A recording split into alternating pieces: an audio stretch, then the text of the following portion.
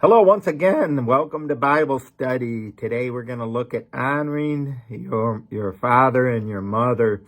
You know, we're going through the Ten Commandments and making some applications as far as everyday family life and how keeping these Ten Commandments will help us in our everyday lives, even here in 2025. Last week we talked about the Sabbath, you know, how important it is to have a day of rest, how important it is to have the Lord's Day as we have in what we, in the New Testament, just honoring the Lord that day and, of course, worshiping the Lord that day, focusing on the Lord that day, just like they were supposed to do in the Old Testament with the Sabbath while getting rest at the same time. Very important. Today we're going to talk about honoring your father and your mother once again. It's very important to do that, to honor your father and your mother. You know, it's really a fabric of society. When we fail to honor our parents, it's going to permeate through all society. It's going to make a difference in how we treat our elderly people in general. And we see all around us, sadly, evidences of older folks being mistreated, older folks being taken advantage of, different things like that. And so it's important that we teach our children to honor and obey their parents. You know, the book of Ephesians even talks about it, which is the first commandment with promise that your life will be well. And so we're going to look at this commandment, very important. Exodus chapter 20, verse number 12. The Bible says, honor your father and your mother, that your days may be long upon the land which the Lord your God gives you. So God, again, talks about this commandment. He says it's the first commandment with promise. So sowing and reaping, if we honor and obey our parents, show respect to them, God says, I am going to, in turn, bless you for that. And if you don't, I'm not going to bless you. As a matter of fact, there's a curse that comes with it. The definition of honor, it means to respect greatly, to regard highly, to treat with deference and courtesy. It basically means this, to make heavy. You know, it's a heavy thing. It's an important thing. Don't overlook it. In other words, do not take your parents lightly. It's a heavy thing. It's an important thing to honor your parents, to respect your parents. God says, I'm going to bless you for it. You know, you might say, well, my parents were bad parents, or my parents mistreated me or abused me and things like that. And these are serious things, bad things, of course. But God tells us about honoring a position. You know, it's kind of like the president. You know, we just had a very, very rough political season. As a matter of fact, we've had a rough political season for many years. But, you know, you say, well, my guy lost the election. You know, the other guy's a jerk or whatever. And so we honor the office of the presidency. It's more about the person. You know, it's kind of the same thing here with the parents. It's more about honoring a position, the authority that God has placed in the life of a child. It's not a matter of seeing and deciding whether or not they deserve that respect. And I know I'm getting off on the rabbit trail here, but I think it's important to specify that, because sometimes human nature is, you know, the flesh. We try to find loopholes in some of these things. Well, when they start deserving it, I'm going to start honoring them. And there's no criteria that God gives like that. God just simply says, again, honor your father and your mother, that your days may be long upon the land which the Lord your God gives you. And so we're supposed to honor our parents, whether or not we think they're good parents or whether or not they've been good to us. We just honor them. It's very important. You know, as children, we grow up. I'm 61 years old. I'm still blessed to have my mom and dad. My dad just turned 84 years old yesterday.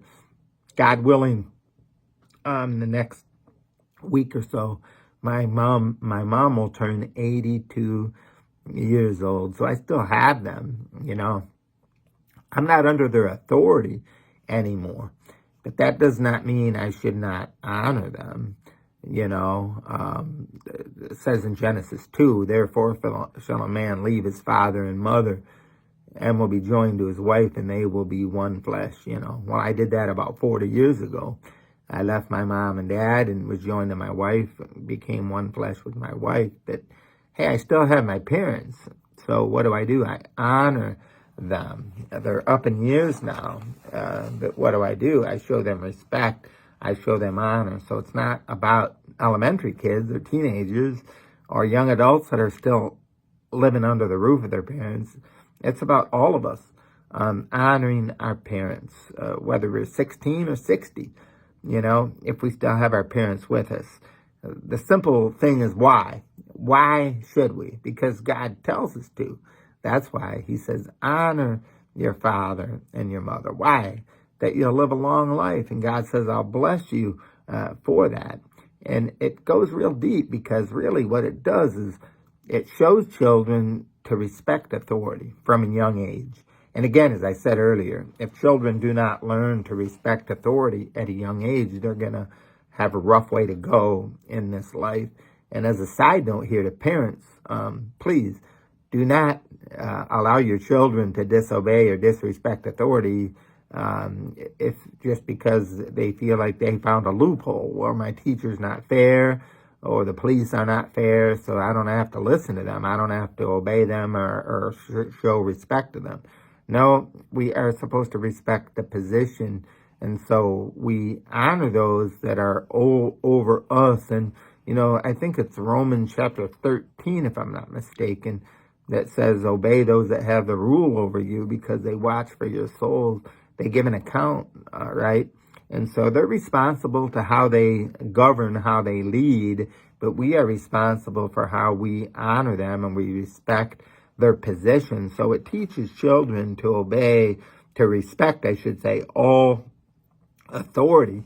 And really, as the family goes, so goes the country. And I even mentioned Sunday in church, so goes the church in many cases. So the family unit is very important. It's that first unit that God ordained. Adam was here. God saw that it was not good that he should be alone, so he gave him a wife, a helpmeet. Then they had children. And that family unit is really, think about it, it's the first unit that God ordained before the church or government or anything. And so that family unit to teach those children about authority.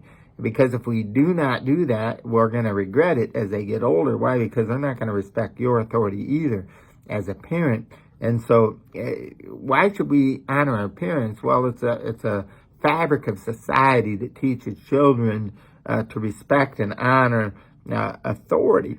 And so if we honor our parents, God says, hey, it's going to be well with you. But if you dishonor your parents, disrespect your parents, it's not going to be well with you. Proverbs chapter 30, verse 17 says, the eye that mocks his father and scorns obedience to his mother, the ravens of the valley shall pick it out, and the young eagles will eat it. I heard this preaching on this message when I took my teenagers one time to hear a preacher, and he was preaching about this, about, boy, be careful what you say to your parents and be careful how you treat your parents. It says here, the eye that mocks his father scorns the obedience to his mother. The ravens of the valley shall pick out that eye. And so, whoa, it sounds scary. But God is showing us here, hey, this is serious business in the sight of God to honor our parents. So dishonoring our parents will hurt our own families. It will permeate society and hurt society. Ezekiel chapter 22 has a couple verses about this, important verses. It says in Ezekiel 22 verse 7, in you they have made light of father and mother. So if you have made light of your father and mother, that means you did not respect them, show them respect they deserve. It says, in your midst they have oppressed the stranger. In you they have mistreated the fatherless and the widow. So if they've made light of their father and their mother, it's going to carry over how do they treat strangers it's going to carry over how they treat older people. And so we have to be careful. And then God gives a judgment about it. In verse number 15, down a few verses, it says, I will scatter you among the nations, disperse you throughout the countries, and remove your filthiness completely from you. So God's talking, the prophet of God here is talking to the nation of Israel and saying, hey, the fabric of your society is how you treat your parents, how you treat your elderly. And so civil order really is a result of upbringing. And we see that in society. We see, man, the home is deteriorated, a discipline in the home. So we look at society and wow, it's terrible what children are doing today in the schools and in the streets. Why? Because there's no more, order in the home. And because of that, there's disorder in society, and it's really bad. You remember Dr. Laura on the radio all the time. I'm going to read you what she said, a book she wrote about the Ten Commandments, about obeying God's laws, specifically this one, honoring your parents. Parents and teachers of faith are teachers of faith and morality. What God is to the world, parents are to their children. Unfortunately, some parents become so focused on the element of friendship or their own convenience, comfort, or self-fulfillment, or happiness, or love life that they forget their job is to help mold moral character so their children will have the strength to do what is right in a world that sometimes encourages them to do otherwise. And that's so true what she said. Again, if we do not teach our children the respect of authority and to honor authority, it's going to affect their lives in a very profound way, and it's going to eventually affect society. And again, we see that all around us. So why should we honor our parents? Because it goes very deep. It goes to the very fabric of our society. It affects society. It affects, I mentioned Sunday, it affects our churches as well. And so that's why, and so the honor that you give is going to be the honor that you receive. That's another why, because we reap what we sow. And so whatsoever man sows, that shall he also reap. And so we give respect, we show respect, then guess what? Chances are, biblical principle, we're going to reap that respect, when we're older. And when we have children, if as a child you loved and honored and respected your child, chances are your children will honor and love and respect you. And so, we've all heard of the Grimm fairy tales, but there's a part of one I'm going to read here to you because it goes along with this sowing and reaping, about raising children and sowing and reaping. The story of an older man who lived with his young son and wife. They also had a 4-year-old boy. The old man's eyes were dim. His hand shook. When he ate food, the silverware would rattle against the plate. He often missed his mouth. Food would be spilled on the tablecloth. This upset the young wife. She appealed to her husband to do something about it. They decided to move the old dad to the corner at mealtime away from the family, where he would sit alone in a corner eating out of a bowl, sitting on a stool so he wouldn't get the tablecloth dirty. The old man would look sadly at the others and desired to be with them. One day, the man dropped his bowl and he broke it. His son and daughter-in-law said, "If you eat like a pig, then we will serve you like a pig." They made a wooden trough for the old man to eat out of.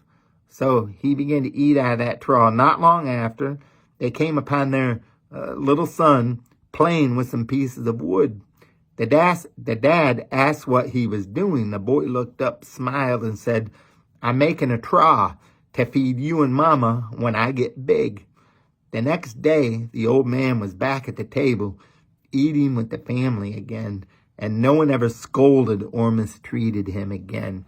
And that's a fairy tale. That's a story. And this little boy was watching how the mom and dad mistreated that old man, the grandfather. And so he thought that was a normal thing to do. So here he is making a pig trough for his parents, and boy, that changed their thought process real quick. And so why should we obey our parents? Well, very society, it depends on it. And then also, we're going to reap what we sow in our own lives. And so how? How do we honor? And that's very important. You know, there's some proverbs that we can look at, parental proverbs, if you will. There's a lot of proverbs about children and their responsibility to parents. How can I honor my parents? Number one, to do right. To do right. You know, I'm a father of 7 children. And when they do right, guess what? Man, I smile from ear to ear. And I have a sense of pride. I'm happy. Why? Because my children are living right. They're doing right. So one of the greatest ways that we, as we grow older, can honor our parents, no matter what age we are, is to live right.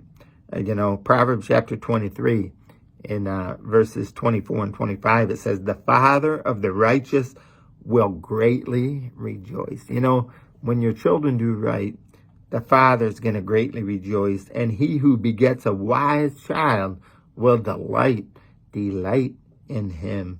Let your father and your mother be glad, and let her who bore you rejoice. So what are they proud of? They're proud that their children are doing right. And guess what? It brings them honor. It brings them joy. And so how do we honor our parents? Well, looking at this proverb, we just live righteously. We live right. Here's another proverb. How do we honor our parents? Well, not only do we do righteously, but we do graciously. We are gracious people. We treat people graciously. And boy, that's so important. You know, I've never been so embarrassed when my children were little, when they would be rude to somebody. Oh my goodness, don't say that. Now you apologize. But I've never been prouder as a parent when my children show respect and they show good manners and they're gracious to people. Those are proud moments as a parent. But Proverbs chapter 19, verse 26 says, "He who mistreats his father," and listen to this now, "chases away his mother, is a son who causes shame and brings reproach." Now, you know, back in the old days, the children would do all the chores and would take care of the family farm and all that kind of stuff. Most people were farmers back then. Obviously, there was no industry like there is now. But, you know, God is talking here. Boy, you begin to mistreat your father, and you push your mother aside because you say, "Man, I need this farm. You're too old now. I'm gonna start taking this by control. I'm gonna run my mother off. Why? So I can get what's mine now." And so that's what the Bible's talking about here. Being rude, you're not being gracious or full of grace. You're pushing your parents out of the way. And boy, we see this a lot today. It's sad. People make decisions about their parents, and we don't have family farms per se anymore, but we have bank accounts. We have all these other houses and things. So what do we try to do? Push our parents out of the way so we can take what we feel like is ours. And it's a bad thing. And so there's another verse, Proverbs chapter 11, verse 29. It says, "He who troubles his own house will inherit the wind." Right? You trouble your own house, you're going to inherit the wind. Hey, do not mistreat your father. Do not chase away your mother. And no, you don't do that. And so what happens is we become more concerned with what they have than who they are as a parent. And that's not being gracious. And so it brings joy to a parent when their children treat them graciously, not for what they have in the bank or whatever, but for who they are as a person. Man, that's your mom. That's your dad. You should love them first and foremost. And that's being gracious. So we should not exploit our parents in any way. That's not being gracious to your parents. And so, as a matter of fact, on the contrary, we should try to protect what they have. We have scammers. We just had a church seminar here a month or so ago at our church just to help our elderly folks, because sadly, a few of our elderly folks in our church has been ripped off or even been close to ripped off. And sadly, I've seen this in ministry where people try to literally exploit older people, even if it's not their parents. They try to exploit them. Why? Again, not respecting them for who they are, but looking at them for what they have. And that is wrong, and it's evil, really, is what it is. And so it's not gracious. It's the opposite of grace. And God, of course, wants us. Grace is a wonderful thing. And so gracious living is a very important thing, wonderful thing. We show honor to our parents when we live righteously, when we live graciously, when we're gracious to people, when we exhibit good manners, right? And so that's so important. We can honor our parents when we do that. Help them. Help your parents. Be gracious to your parents and their elderly years, again, because of who they are, the position they hold, and not because of their bank account. Here's another one. Speak lovingly. Oh, my goodness. One of the terrible things of society is elder abuse. And boy, I've seen it out in public. I've seen it in different places when people are old and sometimes their mind is frail, their body is frail, and people take advantage of that and speak harshly to them and just treat them badly. And we call it elder abuse. It's not a good thing. It's a terrible thing. So we should speak lovingly, speak gently to your parents. Boy, they may not hear like they used to hear, and maybe they frustrate you in a lot of ways as people get older. And so what do we need? We need to speak lovingly to them.